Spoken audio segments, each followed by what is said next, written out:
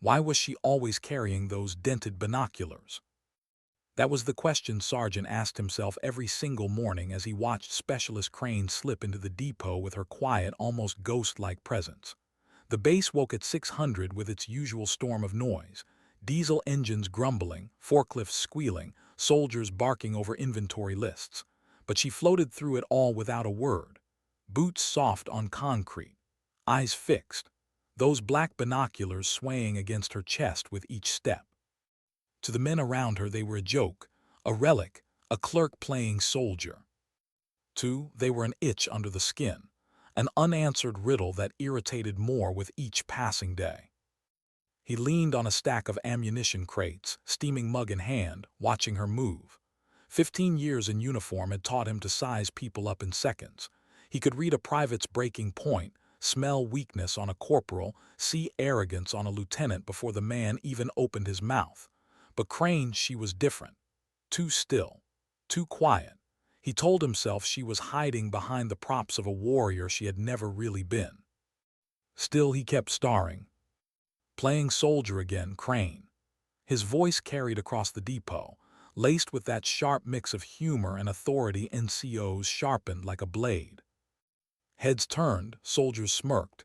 Entertainment had arrived. But she didn't look at him, didn't rise to the bait. Clipboard came out, pencil in hand, scanning serial numbers with mechanical precision. The binoculars clinked softly against her plate carrier as she bent over a box of 5.56. Narrowed his eyes, too calm, too deliberate. The silence almost dared him. "I'm talking to you, Specialist," he pressed, walking closer, boots crunching grit. "What's with the optics? Planning to spot targets from supply?" The chuckles rolled across the depot walls. Someone muttered birdwatching and got a sharp glare from for his trouble. Crane straightened at last, slow, measured, clipboard tucked against her ribs. Her gray eyes flicked up just for a breath before she looked back to her paperwork. But that half second was enough. Felt a prickle crawl his spine. That wasn't embarrassment. It wasn't defiance. It was something colder, harder. "They work," she said, voice a whisper carried just far enough. Work for what? The words leapt to his tongue before he could stop them. No answer. Just that calm, quiet precision in the way she moved, as if the noise of the depot existed in a different world. The silence around them thickened, stretching taut like a tripwire. Smirked to break it. He couldn't lose face, not here, not in front of his men. He stepped closer, hand extending almost casually. "Mind if I take a look?" The reaction was instant, too fast. Her hand shot up, guarding the binoculars, strap pulled tight against her neck. A reflex, not conscious thought, muscle memory. And for the first time in months, felt himself hesitate. What the hell was that? But pride doesn't retreat, not with half the depot watching. His voice hardened. "Come on, Crane, I'm not gonna break them. Just want to see what makes a pair of beat-up binoculars worth carrying like they're gold." The pause between them stretched. A helicopter drummed across the sky, vibration thrumming through concrete, but neither moved. Felt it, the weight of invisible history pressing in, the way her stillness seemed to hide something vast. Finally she exhaled. "Fine," she said, the strap lifted over her head. "But be careful with them." Took them with mock-exaggerated care, the crowd of soldiers leaning in with curiosity. He hefted the weight, heavier than expected, warm from her chest. The metal housing bore deep scars, gouges that spoke of years in places most here had never seen. "Jesus, Crane," he muttered, "these look like they went through a—" She didn't blink, didn't move. He brought them up to his eyes, adjusting focus. The glass was surprisingly clear despite the battered frame. He scanned the depot, zooming on distant crates, testing sharpness. Not bad, he thought. Not bad at all. And then he saw it. Etched into the inner frame, faint but deliberate. Numbers, letters, not factory marks, not casual scratches. 2980, M-spotter kill confirmed. Froze, his breath stalled, heart skipping. He lowered the binoculars slowly, eyes locking on Crane's face. And for the first time since he'd met her, he saw her. She wasn't playing soldier. She was the shadow in those whispered stories told on long deployments, the ghost operators nobody could name. 2,980 meters. His voice was hoarse, almost lost under the depot's ambient noise. That's a long way, she finished softly, slipping the strap back over her neck. The weight fell against her chest like a returning anchor. His mind reeled. He'd heard the stories, everyone had, but those were myths told over midnight coffee. Impossible shots, impossible teams. To see the mark here, carved in steel, hanging from the neck of the quiet clerk he'd mocked. She turned away, clipboard under her arm, walking into the sea of crates with her steady, silent stride.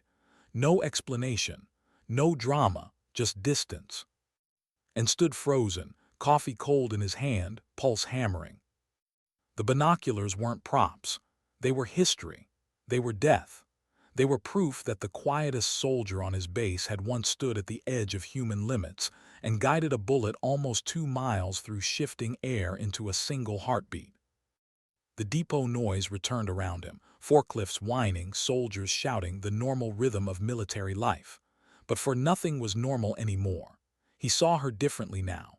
Saw the deliberate way she moved, the way she always kept clear, the way her desk was stripped of clutter but positioned with tactical precision. He thought about what it meant, how a soldier like that ended up counting boxes while rookies laughed. Injury, trauma, bureaucracy. Whatever it was, she carried it with dignity, and he had mocked it. That thought weighed heavier than the binoculars ever could. By lunchtime, he made his decision.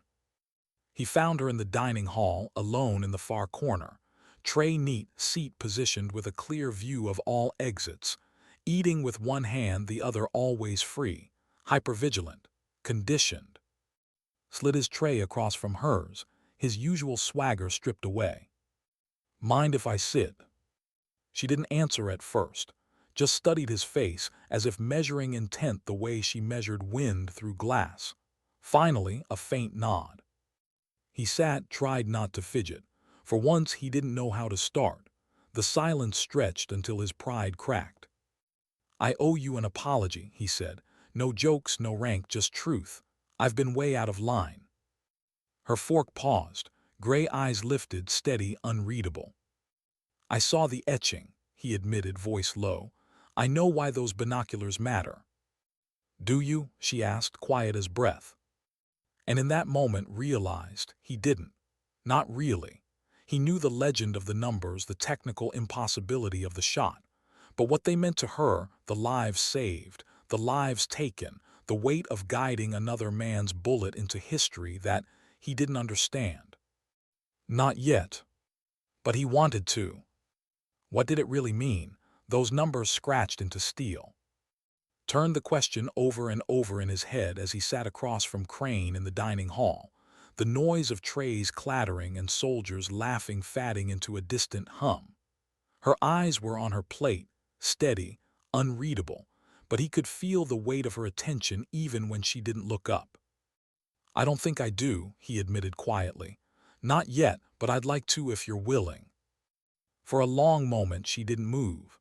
The fork hovered just above her tray, her posture straight, rigid with years of discipline. He thought she might dismiss him, brush off his curiosity with another clipped sentence.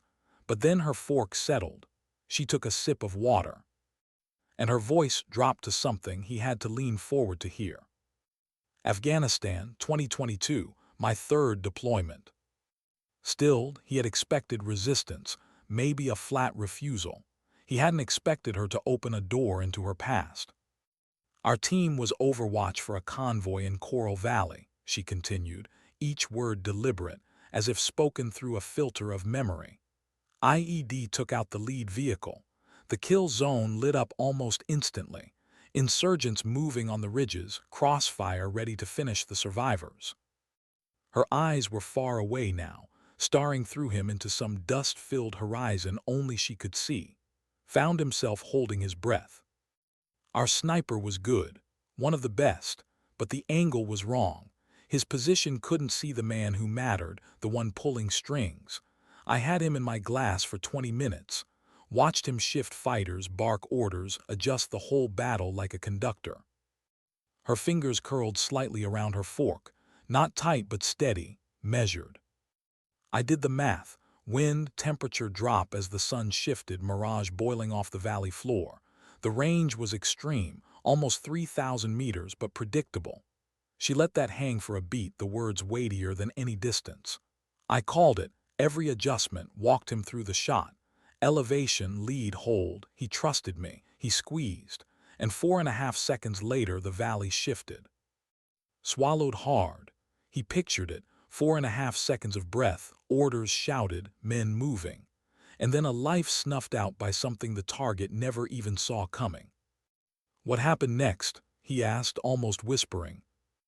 The ambush collapsed. No conductor, no cohesion. Convoy stabilized, casualties minimized. Her tone was flat, not triumphant, just a fact. But beneath it heard something else, something that didn't fit neatly into pride or regret.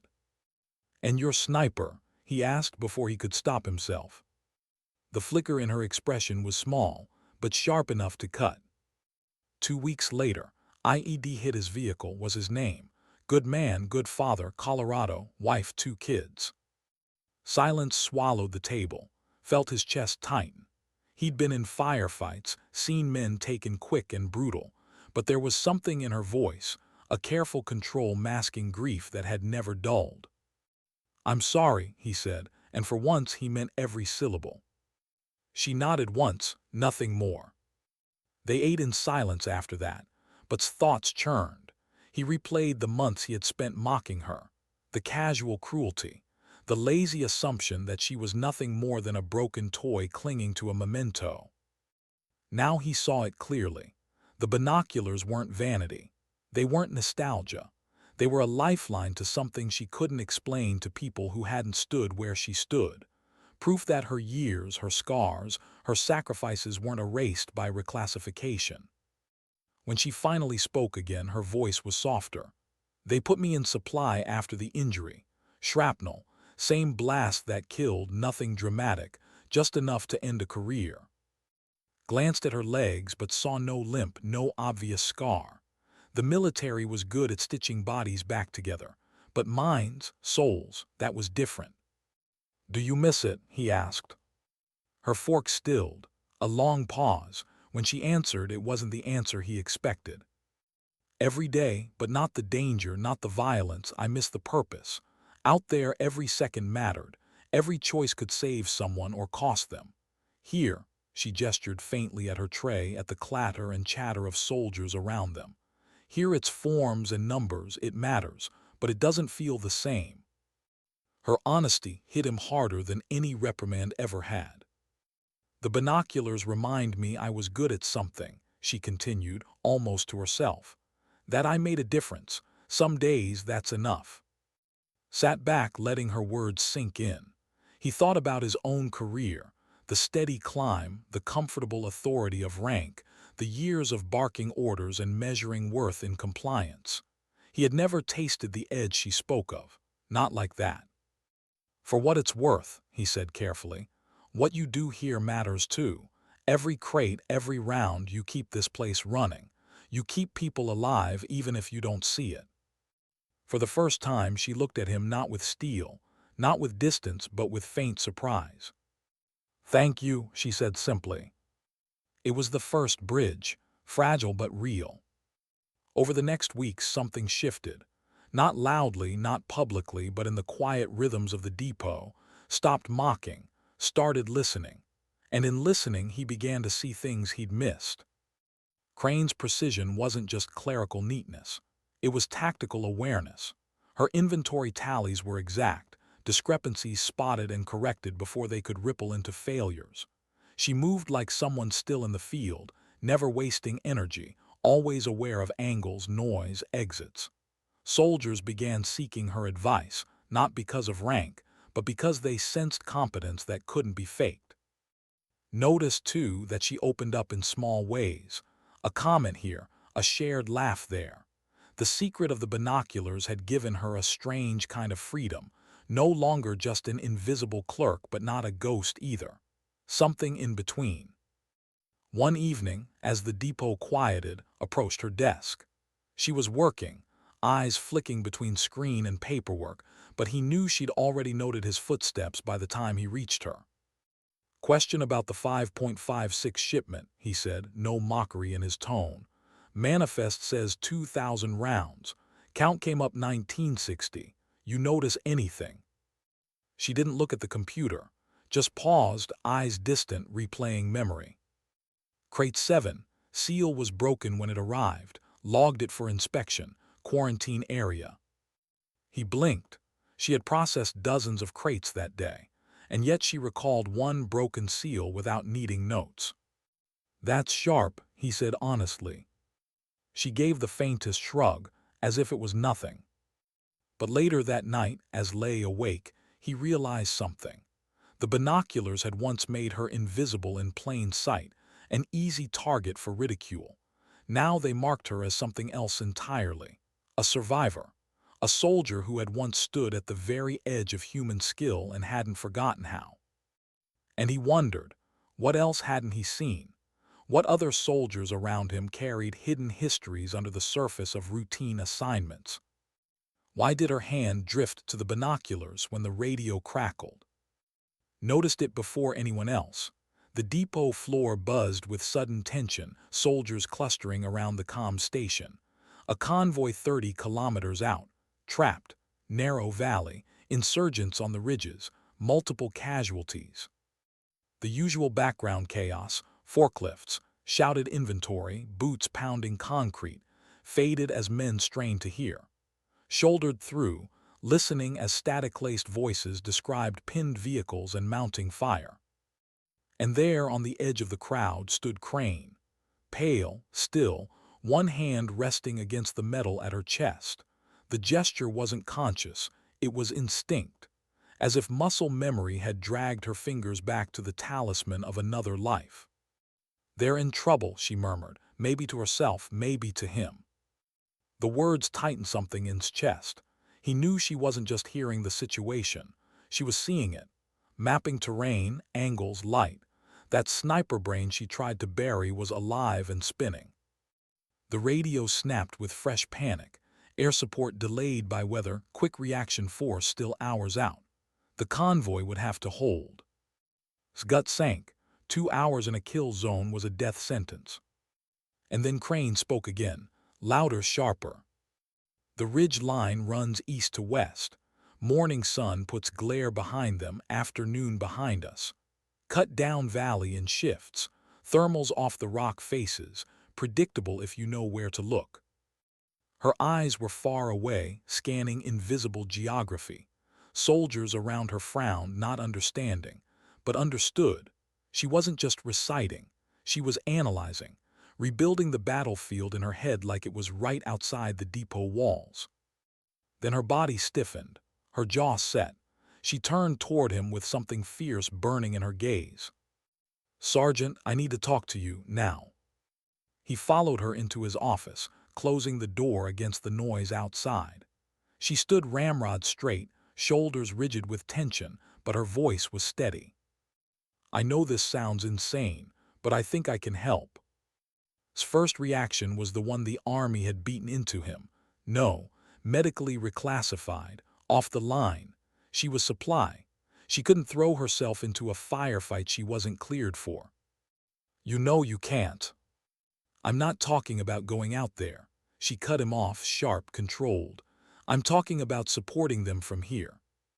He blinked. "From here, they're 30 clicks out. Observation tower, north perimeter. Clear line on those ridges if the haze cooperates. Distance would be extreme, close to 4,000 meters. Too far for a shot, but not too far to see." Her words landed heavy. He realized what she meant. Not a rifle, not a trigger, just eyes, skills honed into something almost superhuman. She could watch from here, she could guide. "Impossible," he muttered, clinging to regulation. Her expression didn't flinch. "Impossible for a shot, not for Overwatch. I can give the convoy real-time positions, movements, leaders, help them survive until reinforcements arrive. Hesitated, protocol, and gut wrestling inside him. Officially, he had no authority to let a reclassified specialist run an unsanctioned support mission. But unofficially, men were dying, right now. What would you need? The words slipped out before he could stop them. Her answer came without hesitation. Observation tower access, a radio, someone to feed my calls straight to their commander. Felt the weight of his decision pressing down. The next words out of his mouth could end his career or save lives. The radio in the outer office hissed with more reports, 2 more wounded, blood spilling while he hesitated. And then he knew. "All right," he said low grim, "let's do this." The climb to the observation tower was a march into another world. Guards posted at the base, the young Corporal Davis tagging along with comms gear, his expression tight with confusion but disciplined enough not to question. Moved with purpose, boots echoing up the metal stairs, binoculars swinging lightly against her chest. At the top, she strode straight to the north-facing window. There, she pointed. Squinted through haze, nothing but gray ridges in the distance. He lifted his own optics, straining, a blur of rocks, maybe smoke, nothing clear. But her body language changed. Shoulders loosened. Breathing steadied. The quiet clerk vanished and the soldier, the ghost from whispered stories, took her place. "I see them," she said calmly. 4 vehicles, defensive position, 2 smoking. Ridge lines crawling, at least 12 hostiles, maybe more concealed. Lowered his own binoculars slowly. He hadn't seen half of what she just described, but he believed her. "Davis, get me the convoy commander." Within minutes they had a crackling line, a voice tight with fear, outnumbered, pinned. "We've got eyes on," said, glancing at Crane. "We can feed you intel." He didn't explain how, didn't need to. The only thing that mattered was trust. For the next hour the room became something surreal. His voice steady, clinical, calling movements, pinpointing positions invisible to anyone else. 2 moving south ridge, 300 meters left of smoke. Machine gun prepping. Copy, shifting fire. Leader with radio, north ridge boulder cluster. Mark him priority. Each call shifted the convoy's defense, turning chaos into coherence. Soldiers miles away fought harder, smarter, because one woman in a tower could read the battlefield through dust and haze like a book. Stood beside her, headset crackling, adrenaline cold in his veins. He had mocked her once. He had called her pretender. And now he realized she was saving lives in real time. Hours bled. Sweat rolled down his back. Barely moved, binoculars locked, voice steady even as darkness crept across the valley. "They're regrouping," she warned suddenly. Her tone sharpened like a blade unsheathed. "Big movement, north slope, 20+, this is it." The convoy commander's voice came back ragged. "We can't hold if they hit all at once." "You can," she said firmly, calm cutting through panic.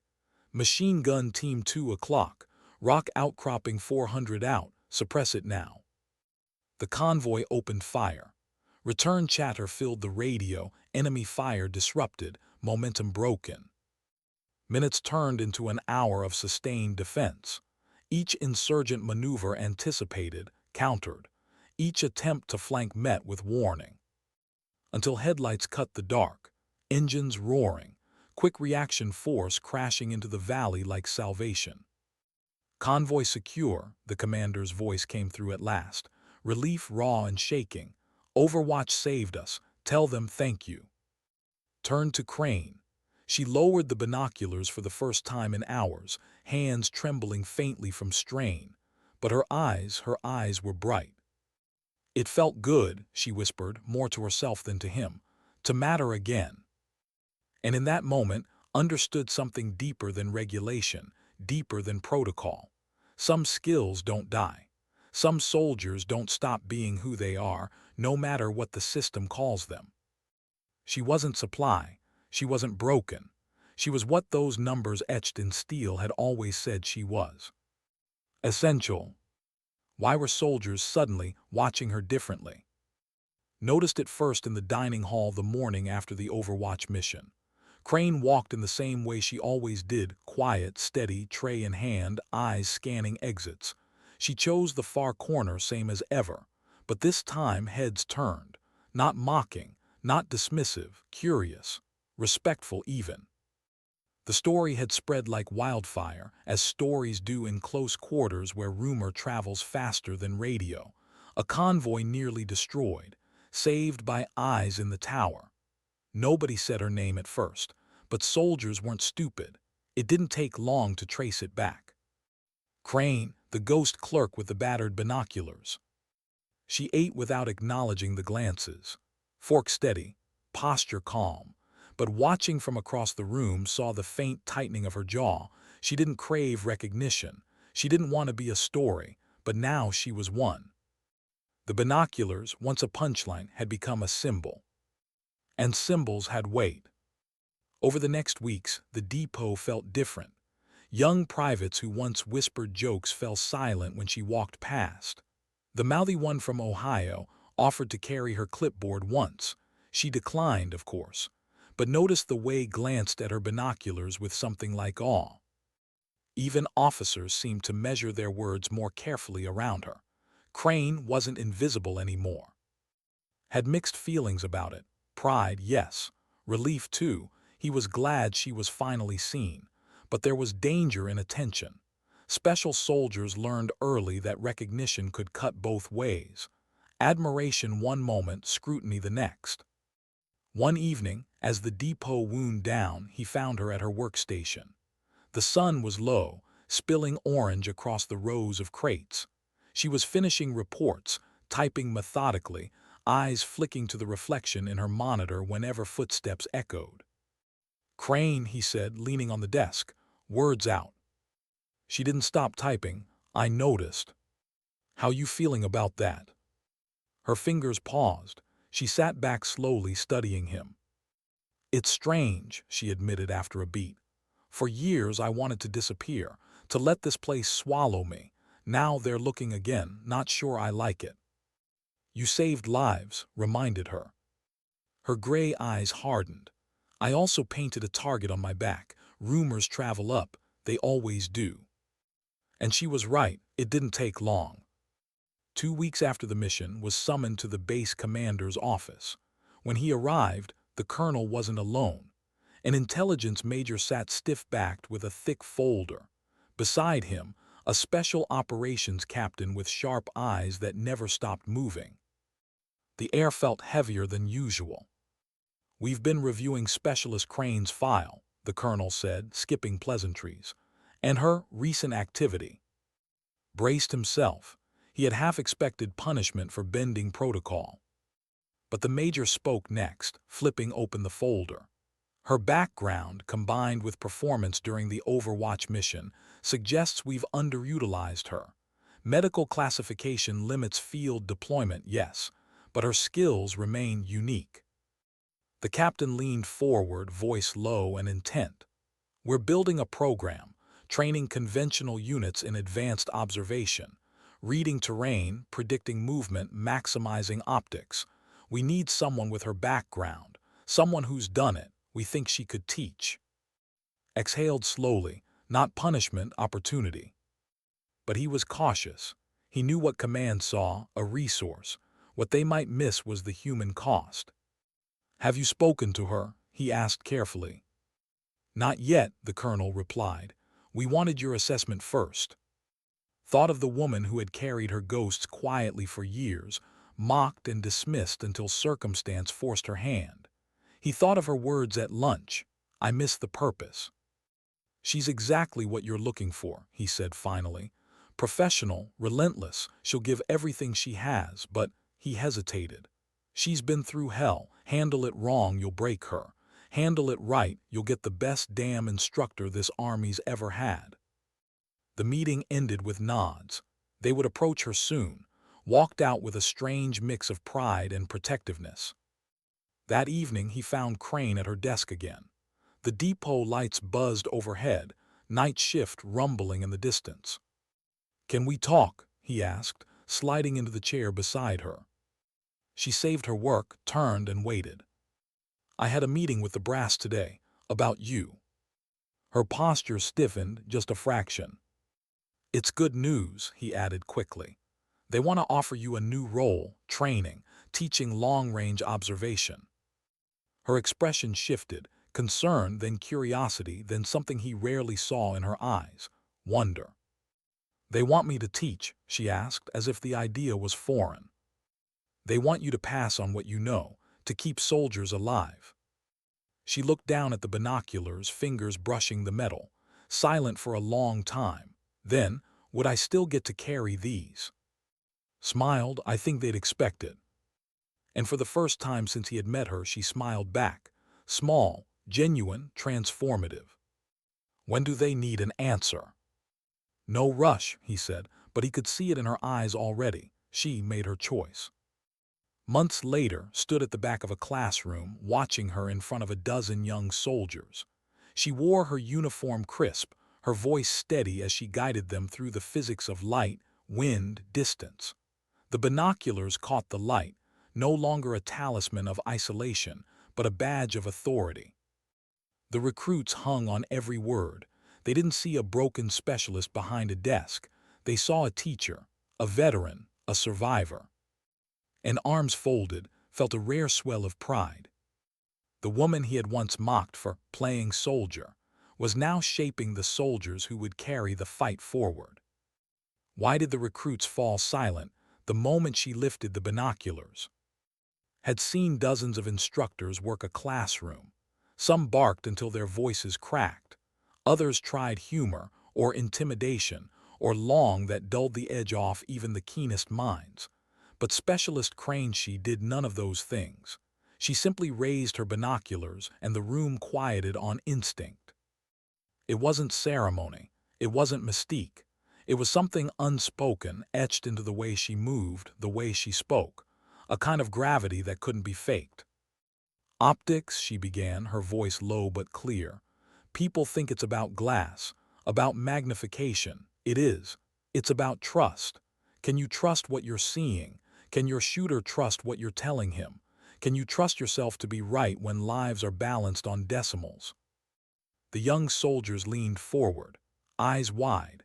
Not one looked at their phones, not one shifted restlessly in their seats. Leaned against the back wall, arms folded, watching. Weeks had passed since command gave her the assignment. In that time, he'd seen her grow into this role like she'd been waiting for it all along. Her quiet had transformed. It wasn't isolation anymore. It was focus. On the field, she was even sharper. She marched her recruits into the training range, forced them to crawl into the dirt, glass terrain until their eyes ached, measure wind shifts with nothing more than grit in their teeth. She taught them how mirages danced on hot air, how shadows betrayed distance, how a careless breath could skew a calculation that decided life or death. "Numbers are only half of it," she told them one blazing afternoon.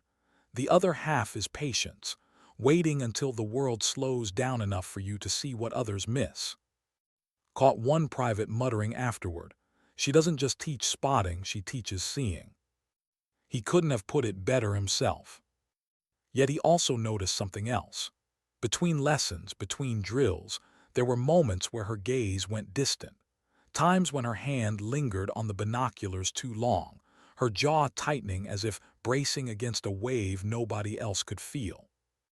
Knew that look. He'd seen it in combat veterans staring at empty bunks, in men holding folded flags at gravesides. It was the past, refusing to stay buried. One evening, after the recruits had filed out, he found her alone on the range. The sun was bleeding into the horizon, painting everything in amber. She stood still, binoculars raised, not moving for minutes at a time. "You're still out there, aren't you?" he said quietly. She lowered the optics, turned. Her expression was calm, but her eyes betrayed exhaustion. "You mean," she said flatly. Nodded, he didn't press. She leaned against a post, gaze fixed on the distance. He trusted me. Every call, every adjustment. He believed I couldn't be wrong, and that day I was. We saved lives. But 2 weeks later, a bomb on a road ended him anyway. My math couldn't save him from that. Her voice wavered just barely, then steadied again. I carried those binoculars because they were the last thing we shared, the last mission we fought together. Every time I look through them, I wonder if I should seen it coming. The IED, the ambush, something, anything. Shook his head. That's not how it works, you know that. I know, she admitted, whisper thin. But try telling that to 3 a.m. when the dreams won't stop. Silence fell between them, heavy as the dusk. Finally she exhaled. Teaching helps. Watching them learn, knowing I can give them something real, it feels like redemption, maybe. Like didn't die for nothing if I can pass on what he taught me. Saw it then, the fragile line she walked each day. Not just between soldier and instructor, but between memory and survival. You're not just passing on skills, he told her gently. You're passing on him too. Every lesson you give, part of him's in it. That's purpose. That's legacy. For the first time that evening, she allowed herself a faint smile. Not the polite, practiced kind. A real one. The weeks turned to months. Her recruits rotated out to units across the region, carrying her lessons with them. Some wrote back short messages, clipped with soldiers' brevity but heavy with gratitude. Your wind calls saved us. Your patience kept me alive. Tell Crane she made the difference. Read them over her shoulder once. He saw the way her lips pressed together, how she fought to hold back emotion. Because those words mattered more than any commendation pinned on a chest. They were proof that her past pain was being turned into someone else's survival. Proof that ghost had a purpose beyond haunting her. But still, there were nights she didn't sleep. Knew because he caught her once, sitting alone in the depot at 2 in the morning, staring at coordinates etched in steel. She didn't hear him come in. Didn't notice until he sat across from her. Tomorrow's class starts early, he said softly. She blinked, pulled herself back. I know. Then why are you here? Her eyes dropped. Because some nights this is easier than closing my eyes. He didn't try to fix it. Didn't offer empty words. Just sat with her in silence, letting the hum of fluorescent lights fill the void. Sometimes presence was the only answer. In time, her students began to carry her reputation outward. Stories came back of units reading terrain like books, of privates spotting ambushes before they snapped shut, of squads fighting smarter, surviving longer. All traced back to a woman with gray eyes and battered binoculars who taught them to see. And slowly, painfully, Crane began to believe it herself. She wasn't just a clerk anymore. She wasn't even just a former spotter clutching at the past. She was shaping futures. Saw the change in her posture, the way she held her head higher. He saw it in the recruits, too, who saluted her not because of her rank, but because of what she represented. Quiet resilience, hard-earned wisdom, silent strength. But he also knew something else. Every soldier who teaches eventually confronts the same truth. When you pass on your skills, you pass on your ghosts too. And sooner or later, those ghosts demand reckoning. Why did her hands tremble when she signed the last set of deployment papers? Caught it, just a faint quiver as Specialist Crane checked the manifests. A group of her first graduates had been assigned to a convoy escort detail. Routine on paper, but every soldier knew routine. Convoys were painted targets in this country. You okay? He asked quietly, leaning near her desk. She set down the pen, fingers brushing the binoculars hanging at her chest. They're my students. They're soldiers, he reminded her gently. She gave him a sharp look. That doesn't make it easier. He didn't argue. He'd seen instructors watch their step into the fire for the first time. It was never easy. The fear wasn't just of loss, it was of failure. That what you'd given them wouldn't be enough when bullets started flying. The convoy rolled out at dawn. Dust plumes trailed against the rising sun. Crane stood near the gate, binoculars raised, tracking until the vehicles vanished into the horizon. She lowered them slowly, jaw tight. "They'll be fine," offered. But she didn't answer. Hours later, the radio in the depot crackled with urgency. "Contact. Roadside blast. Small arms fire from the ridges. Immediate support requested." Was halfway to the operations center when he saw her already there. She didn't wait for permission. Didn't ask. She slid into a chair near the comms desk, binoculars on the table like a declaration. "Which valley?" she demanded. The operator hesitated, glancing at. He gave a short nod.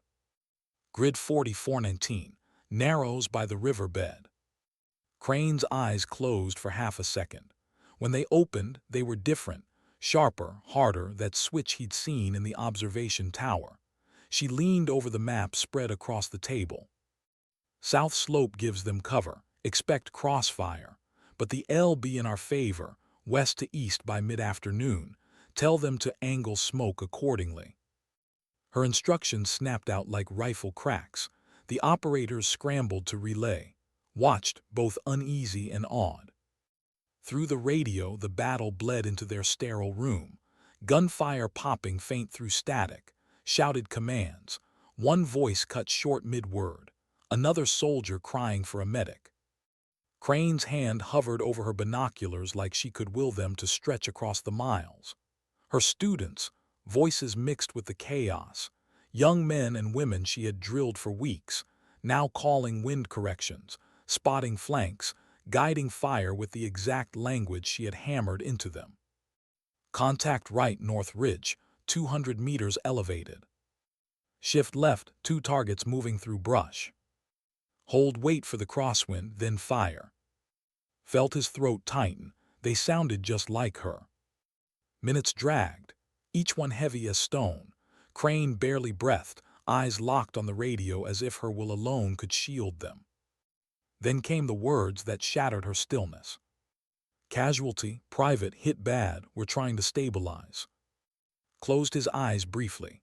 The joker, the loudmouth, the kid who once teased her about birdwatching, one of the first she had taught.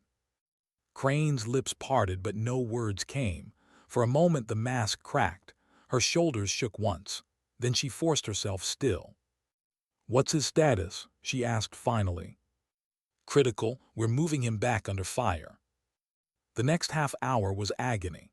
The convoy fought, bled, pushed through the kill zone with stubborn grit. Crane guided where she could, terrain features she'd memorized, wind shifts she anticipated. But it was her students carrying it now, echoing her lessons with every call. When the quick reaction force finally reached them, the fight broke. Insurgents scattered into the hills. Survivors regrouped. Medics worked.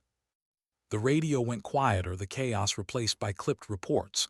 2 wounded, 1 dead. Yep. Crane stood, binoculars clutched against her chest, face pale but eyes dry. She walked out of the operations center without a word. Followed, heart heavy. He found her in the depot minutes later, standing between crates, staring at the concrete floor as if it might give her answers. "It's not your fault," he said softly. Her laugh was bitter, hollow. "Of course it is. I taught him, I told him he'd be ready, and now he's gone. You also taught the others. They survived because of you." Her head snapped up, eyes flashing. "Tell that to family." Flinched at the rawness in her voice. She rarely let emotion break the surface. Now it poured out like a crack in a dam. "Every lesson I gave, every calculation. I thought if I made them sharp enough, precise enough, I could keep them safe. But you can't account for chaos. You can't account for luck, or bad luck." Her hand tightened around the binoculars until her knuckles whitened. "I should known better than to think I could save them all." He wanted to argue, wanted to tell her she was wrong, but he knew too well every NCO carried ghosts. Every soldier remembered the ones they couldn't bring home. So he didn't offer comfort, he offered truth. "You're right, you can't save them all. None of us can, but you saved most, and that matters." Her shoulders slumped. The fight drained from her face. She leaned back against the crates, eyes closing. "It never gets easier," she whispered. "Not losing them, not carrying them." "No," agreed quietly. "But maybe that's the point. If it ever gets easy, that's when you've lost yourself." For a long time, they stood in silence, two soldiers bound not by glory but by grief. In the days that followed, the base shifted again. News of death spread. The unit mourned, but they also told stories, how his spotting had caught the ridge ambush early, how his calls had saved half a squad pinned down in the open. Crane listened in silence but saw her jaw unclench just slightly. Had died, yes, but he had died using the skills she had given him, keeping others alive. His legacy was woven into theirs now. At the next class, she addressed the recruits differently. Her tone was sharper, stripped of comfort. "You will lose people," she told them flatly. "Even if you do everything right, even if you see everything, you'll carry that weight forever. But the job is this. You keep as many alive as you can, that's all. That's enough." The room was silent. Some looked shaken. Others nodded grimly. All of them listened. Watching from the back, felt the air change. This wasn't just instruction anymore. It was truth passed down like a torch, searing, painful, but necessary. Crane was no longer just teaching them how to see the battlefield. She was teaching them how to survive themselves afterward. Why did the colonel himself walk into her classroom? The recruit stiffened instantly, spines snapping straight as Colonel stepped through the door with two aides in tow.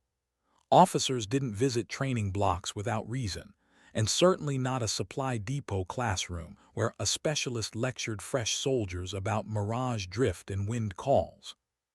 Crane didn't flinch. She kept her binoculars raised, scanning a hillside poster tacked to the wall. "Notice the shadow line here," she told the recruits evenly. "That tells you time of day, position, likely orientation. Small things like this reveal intent long before bullets fly." Only when she lowered the optics did she glance at the colonel. "Sir." Gave a curt nod. "Carry on." The recruits looked confused.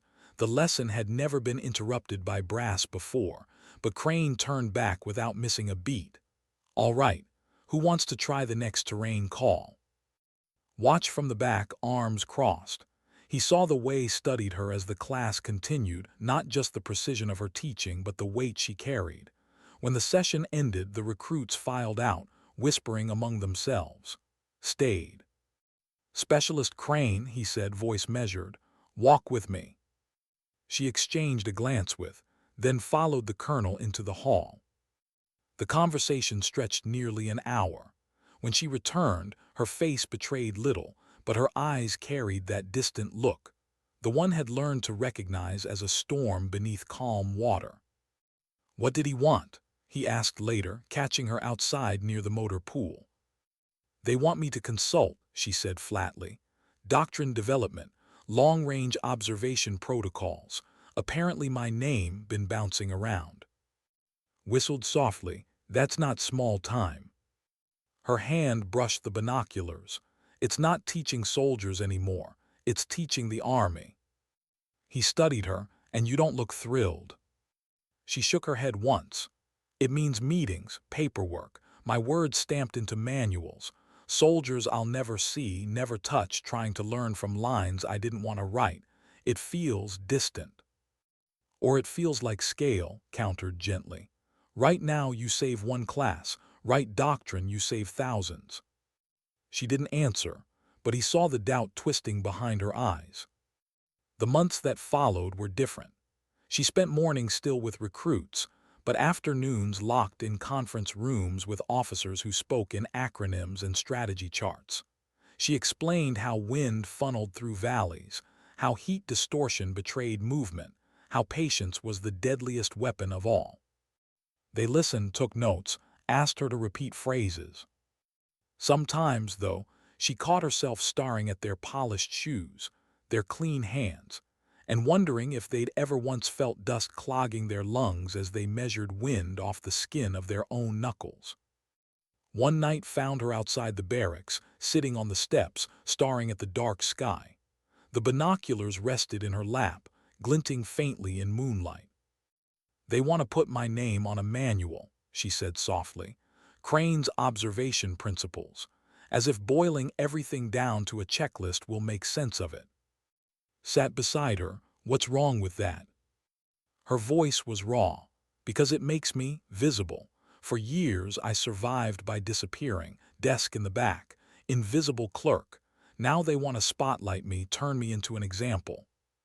"You're not afraid of teaching," he said. "You're afraid of being seen." She turned her head sharply, eyes flashing. Then softer, "Yes." Let the silence settle before answering. "Maybe it's time. Maybe hiding served you then, but now, maybe the army needs to see you, not as myth, not as rumor, but as proof of what quiet looks like when it matters." The doctrine project grew. Soon she was traveling to larger bases, briefing officers, running field demonstrations.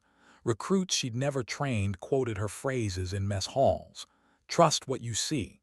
Wait until the world slows." Her words spread farther than she had imagined. But with it came pressure. Higher command wanted results faster. They pushed her to condense, to simplify, to turn lived experience into bullet points. She resisted. "You can't teach patience in a paragraph," she snapped once in a meeting, startling a room full of majors. "You can't write resilience into a checklist. These aren't formulas. They're lived." Heard about it afterward. The colonel was irritated but grudgingly admitted her point. She was raw, yes, but effective. Behind closed doors, though, saw the toll. She looked drained after each session, as if every memory she shared scraped something raw inside her. One evening, he found her again alone, this time in the empty observation tower. She was leaning against the window ledge, binoculars raised, staring into endless dark. "They want the shape of ghosts," she murmured, "but they don't want the weight of them. Step closer. Then give them what you can, and carry the rest your way. That's all anyone can do." Her jaw tightened. Then she lowered the binoculars and turned to him. "What if I'm not enough? What if they expect too much from someone who's still broken?" He held her gaze. "Crane, broken people don't hold convoys together from 4,000 meters. They don't build classes that send soldiers home alive. They don't reshape doctrine while carrying ghosts. That's not broken. That's strength." Her eyes glistened, though no tears fell. She nodded once, as if allowing herself to believe it for a moment. Weeks later, she stood before a packed auditorium, officers, NCOs, cadets, analysts, maps behind her, slides ready. Watch from the back as she lifted her binoculars once more. "Observation is not about distance," she began. Her voice carried strong calm. "It's about depth, about seeing what others dismiss, about patience when the world demands haste. These principles saved lives once. They can save yours too if you learn to see." The room was silent, listening.